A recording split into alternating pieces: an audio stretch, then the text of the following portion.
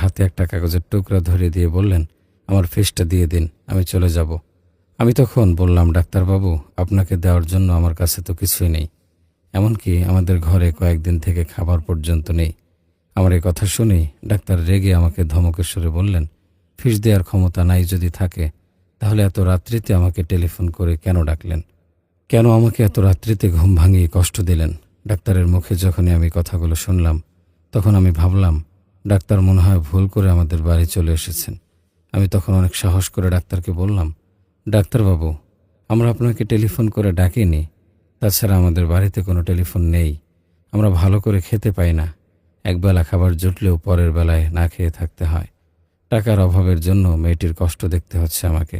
আর আপনি ভাবলেন কি করে যে আমাদের ঘরে টেলিফোন থাকবে?